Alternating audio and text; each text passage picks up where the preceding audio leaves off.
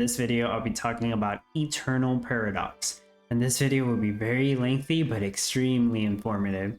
I will be discussing what the game is about, what the goal is, how play to earn will work, share some basic tips and advice for the game, and also show some of the questions that were asked and answered from the recent Eternal Paradox developer AMA that was posted on March 22nd, 2023. Eternal Paradox is one of many new Web3 games part of the Gala Games ecosystem that is set to be released very soon. It is being developed by Dream. It will primarily be played on mobile, but it can be played on PC with an emulator. Eternal Paradox is a 4X turn-based RPG. 4X is short for Explore, Expand, Exploit, and Exterminate. This game is very similar to other games in the mobile market already. The best comparisons people have made are Lords Mobile and Raid Shadow Legends, some form of combination of these two. There are other elements that makes this game unique, but of course the most unique element would be the integration of player-owned NFTs. Players will be able to own the land in this game as part of an NFT in the ecosystem. Players will be able to mint NFT Mercenaries, which are the heroes you use to command your army in the game. There are also other NFTs such as NFT buildings and NFT gear for your mercenaries, as well as NFT cosmetics you can equip. I'll talk more about the NFTs later, but don't worry, you won't need any NFTs to be able to play and participate in the play to earn in this game. This game is set to release later in this year, 2023, in the summer or in Q3. They had their first public playtest in March 2023 and will run another playtest in May 2023. The goal for this game is to become powerful and fight to occupy the Ring of Ruin for wealth and the power to control the future of the entire continent. In order to become powerful, you will have to do various tasks such as unlocking new mercenaries, upgrading mercenaries, upgrading your fortress, completing research, training elemental troops, crafting powerful gear, enhancing that gear, defeating various different monsters for loot. Some of these monsters you have to defeat by yourself. Others are powerful and should be defeated with a group of players in your guild. And also to fend off other players, either by defeating them and stealing their resources or protecting your guild members from other players' attacks. Yes, I know, it's a lot, right? And that's not even everything. After the battle for the Ring of Ruin ends, a new season will begin shortly. A season lasts for 49 days or 7 weeks. Every time a new season begins, the entire world will reset. Everyone will start over at level 1 and have to upgrade almost everything again. There are some exceptions, as it appears like some items such as mercenary fragments will carry over when a new season begins, as well as mercenary levels and mastery. Here's where NFT mercs come into play. Mercs being short for mercenaries. These NFT mercs will have something called mastery. So all that hard work you put into them will carry over for the next season, giving you a huge advantage over others who don't have any NFT mercs. But how will you get these NFT mercs? Well, there will be a way to mint them near the end of the season, perhaps after you collected enough silver in the game. We don't have all the details right now. Now, what is silver? Silver is one of the core functions of how play to earn will work. As you play every day and complete certain tasks, you will be able to earn silver, which will likely determine what share of rewards you will get every day, or the following day. The exact reward structure has not been confirmed just yet, so I can only speculate that your silver will determine the share of Gala you will receive, either every day or after a season ends. Just to be clear, silver is not a cryptocurrency, it is a Web2 in-game currency. We don't know if it'll be tradable in the game, or if it can be stolen from other players or not. There are many factors that can determine how much silver you earn, such as how well you play and how positively you benefit the economy of the game. Players who benefit the economy more will likely earn more silver. The other core reward structure will revolve around the leaderboard prizes and the Rings of Ruin. These are referred to as seasonal rewards. which will make up most of the reward structure in Eternal Paradox. Whoever is among the top in the leaderboard or conquers the Rings of Ruin will likely receive prizes from those prize pools. I can only assume that when they mean whoever conquers the Rings of Ruin, they're speaking about the guild. So if your guild manages to conquer the Rings of Ruin, then the rewards will be distributed among all the players in the guild, likely rewarding those who were most influential with the biggest chunk of the prize. If you have never played this genre of game before, there's something very important you need to know. This game is very time consuming, extremely competitive, and can very well be addicting to play, so you have been warned. That is, of course, if you yourself are a competitive player who wants a chance at winning some of the potential prizes this game has to offer. As for a casual player who only plays a little every day, like 1 hour per day on average, well, they will have little to no chance of winning some of these potential prizes for this game, but they could still participate in some of the play to earn elements the game will have to offer, and at the very least have an enjoyable experience even if they don't earn anything. This next question was asked by the community and answered by the developers, so I will be sharing that first. Now that I've played the game, I'm curious about its play to earn system, as the ultimate goal of the players is to win the conquest every season. Season rewards will take up a large portion of the play to earn mechanism. Daily rewards will be based on the player's contribution of the Eternal Paradox ecosystem. So these will be the two main elements of Eternal Paradox play to earn rewards. To make a simple comparison, while existing Web3 games have rather simple reward structures, Eternal Paradox hopes to introduce a more complex structure based on multiple factors, including the gameplay itself, how you work with other players, and the quality of the players you play with, for example. These elements will determine your outcome and rewards. We have designed and tested this model, and the result has been quite satisfactory. We believe our play to earn system will make more sense to those who have a great deal of enthusiasm and passion for the game. We are constantly playing the game to test the model, and the initial balancing works have been done. So we expect the play to earn mechanism would work pretty well. So like I said before, two main play to earn mechanisms, one which features daily rewards by using silver, and another which features the seasonal rewards, which will make up the majority of the earning potential. There's one last thing I need to talk about for the play to earn element in this game, and that is land NFTs. Players will be able to own land in this game, which ranges anywhere from common to ancient rarity. The higher the rarity, the larger the land, the more buffs that can be acquired, and with land ownership, you can take control of a set area. Essentially, if you own land in this game, you are a landlord. You want to keep playing every day in order to keep the buffs active in your land, and you also want to set your buffs to something that would make sense in the current situation. People will want to move into your land because of this, and when people are in your land, they are essentially your tenants. You will take a share of the resources that they earn, including silver, as payment. Additionally, if you don't want them in your land, you can kick them. This is a very useful function, so you can kick inactive players to make space for an active player that will actually help you earn rewards. Being a landowner in this game takes a good amount of management, so especially if you have a large land deed or multiple land deeds. You want to actively pay attention to how your tenants are contributing to your rewards based on their activity, replacing anyone who is not contributing enough or at all in order to maximize your rewards. Now you may be wondering, why would players want to join land if they're just going to take a share of the resources, including silver? Well, there's one simple explanation. The buffs that the land provides are meant to be great. They will give you an advantage in the game that will allow you to become stronger and progress more than you would if you weren't located in someone's land. Being in someone's land is the key if you want to become powerful enough to claim some of the seasonal rewards, which once again offer the biggest prize pool of the game.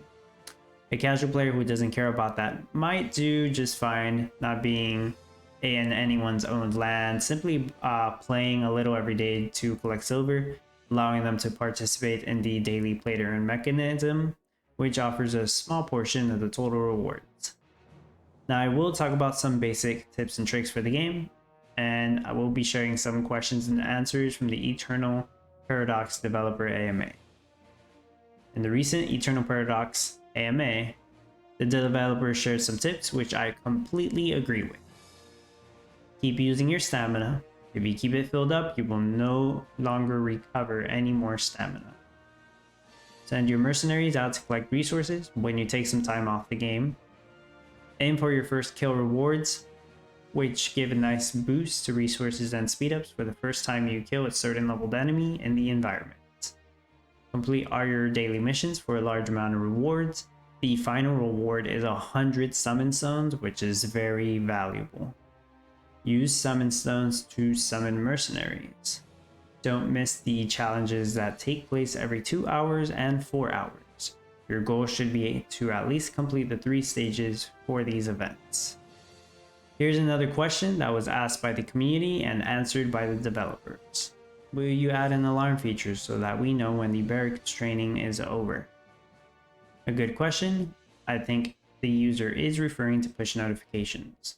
Of course, the feature will be available. The feature is already available for some tasks, but only major tasks. We didn't want to stress you out with too many push notifications, so that's not included this time. We plan to offer more options that you'll be able to choose what notifications you want to receive. So don't worry, the feature is coming. Every game player wants to be good at playing games. So it seems like a customizable notification feature will be added to the game, which is important for reminding you when your tasks have been completed. Next question. You must rally to attack the Black Sun Cult. Why is that? The Black Sun Cult is there to encourage team play. In return, the rewards will be as attractive. It's not part of the playtest, but it is the Black Sun Cult that will supply the resources needed to make the gear of the mercenary captains. You can try to attacking the cult by yourself, but you will enjoy discounted stamina when you engage in the rally attack. Again, this is not part of the playtest, so you will have to play with your guild members, where high level players will carry low level players. So this is a way to promote player collaboration, helping each other and sharing rewards. We expect to see a lot of rally attacks where guild members come together and engage in battles together. So take advantage of the system to get more potential output. I personally do agree with this. Our guild members and I have found out that you can get a large amount of research and soldier speedups by rallying higher level Black Sun cults, and that lower level players can join the rally and also earn those high rewards, which actually helps them out a lot. They talked about so much features that we haven't seen in the game yet and still need to be added. There will be gear that your captain can equip and upgrade, likely cosmetics that will offer additional stat bonuses. There will be a PvP arena where you can engage in turn-based battles with other players' mercenaries. The more you win, the higher you will be in that leaderboard, and the more points you will receive, which may net you silver or other rewards. There's going to be a ton of strategy involved with mercenary PvP, which is different from field PvP where you attack another player's fortresses alongside your soldiers. As for the battle for the Rings of Ruin, here is what they said about that. The Rings of Ruin is located in the middle of the field. One season will host 3 battles over the Rings of Ruin, and the guild that finally conquers it will receive huge rewards.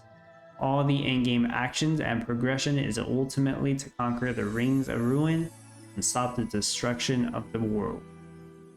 Next question, are mercenaries tradable? They say, no, not under our current plan. We may think about it if we see growing needs as we continue testing and even after the game goes live. NFT mercenaries are of course tradable. So if that was your question, yes, you can trade NFT mercenaries. But that is true only for the NFT mercenaries. Non-NFT mercenaries will not be tradable. So you will be able to buy mercenaries off other players or through a secondary market like OpenSea, but you cannot buy them off other players within the game if they are not minted NFTs. This is just fine and reduces the risk of exploiting the game. Next question, what about adding new mercenaries? To which they say, we will add about 6 more mercenaries in the next playtest, then another 6 before launch. So the playtest that happened in March 2023 features 9 mercenaries. The next one will feature 6 more for a total of 15. And when the game releases, another 6 for a total of 21 mercenaries, which is quite a good amount for the game release. The next couple of questions are regarding the play to earn mechanisms. For the play to earn feature function to work well, there should be a lot of Web 2 players. Do you have any plan or strategy to attract Web 2 players? Our game being serviced on mobile platforms will make the game more accessible to more players. Also, we've been working with Gala to create a mobile-friendly environment by offering our game on App Store and Google Play, with an intent to attract as many Web 2 players as possible. When it comes to Eternal Paradox, you will see certain gameplay patterns that are not so different from typical Web 2 4X games, such as in-app purchases and seasons. If you had played our game, you would have realized this. You could just play the game like any other games, without thinking much that this is in fact a play to earn game.